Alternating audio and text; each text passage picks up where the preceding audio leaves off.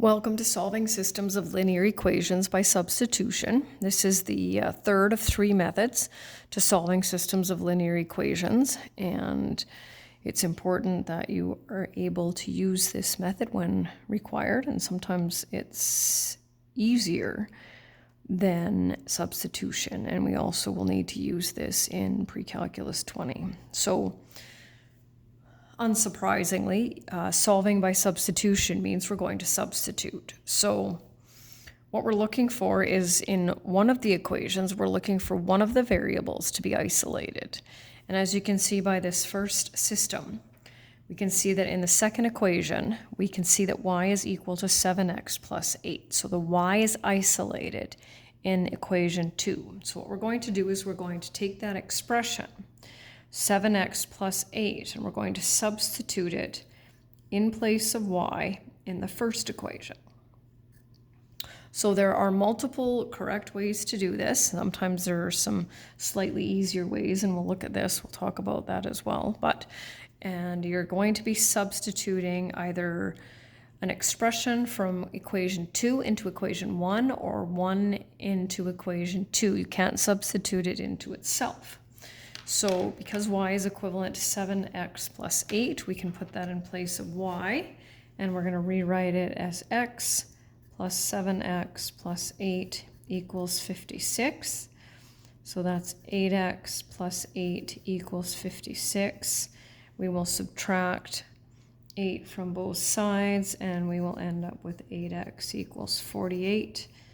X equals 6, and then just like when we solved using elimination, we're going to take this x and we're going to substitute it in any of those two equations because the values we get for x and y have to be the same in both equations. Usually I try to look at it to see which one would be easier, if that's a possibility. So I've chosen the first one, y equals 50.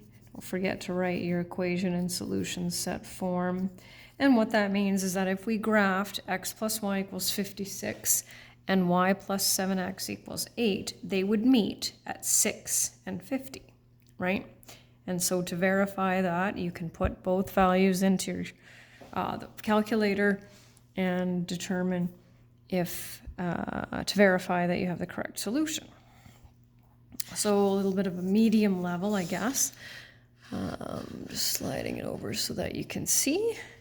So what you want to do is you want to try to see if there is an x or a y in either equation that has a coefficient of 1 or negative 1. Those are the easiest to use. And I've done it before where I've isolated x and y in both equations to see which one's easier. And it's pretty obvious and pretty easy to see that it's this y. So we're going to isolate this y. So negative y equals negative 3x plus 26. Divide everything by negative 1 because we need y by itself. And so now what we're going to do is we're going to take this expression for y and we're going to substitute it in this one. So in the first one, we took an expression from equation 2, substituted it into equation 1. Now we're going backwards. We're going vice versa. Plus 5. 3x minus 26. So I've rewritten this equation here, but in place of y, I've now put that expression, and now I'm only dealing with one variable, which makes it a little easier. 19x equals 133, and believe it or not, x equals 7. So then you choose into which equation you would like to verify that one. So 3x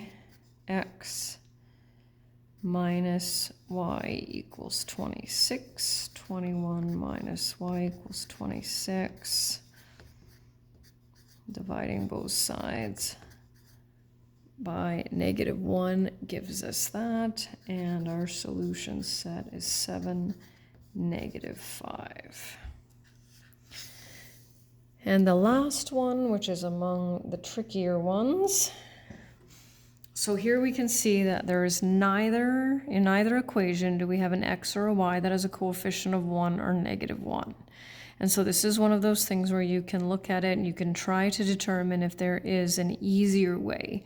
And so really what I start doing is I basically start dividing everything by this coefficient. So if I divide everything by 3, I get some pretty ugly fractions. If I divide everything by 5, I get some pretty ugly fractions. If I divide everything by 3, same thing. But if I divide everything by 2, at least I get one, I'll have one integer there. And it doesn't matter how you do it. But what I try to encourage students to do is to try to find the easiest way. So I'm just going to isolate it over here. So 2x equals negative 3y plus 4. Divide everything by 2. So we still have one fraction to deal with. But because this ends up being an integer, it's not quite so bad. So now we're going to take this expression and we're going to plug it in here.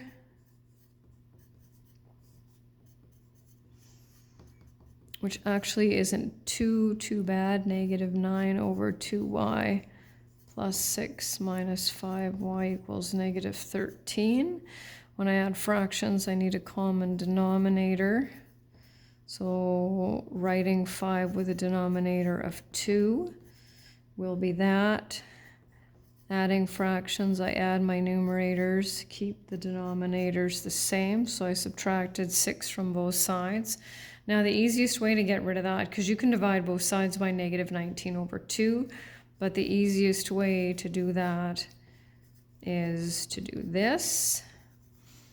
And out of all that, y ends up being equal to 2. I just want to make sure you can see. I'm going to sneak that here. 2x plus 3 times 2 equals 4.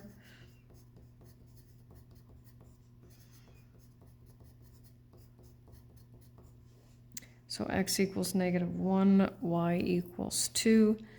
And now we're ready for our solution set. And don't forget, if you want to verify that you've got the right solution, take your x value and your y value, take your calculator, and type in 2 times negative 1 plus 3 times 2, equals, and then wait for that 4, and then 3 times negative 1 minus 5 times 2 equals, and wait for that negative 13. So I have a list of steps here that will be posted with the notes, and that's the end.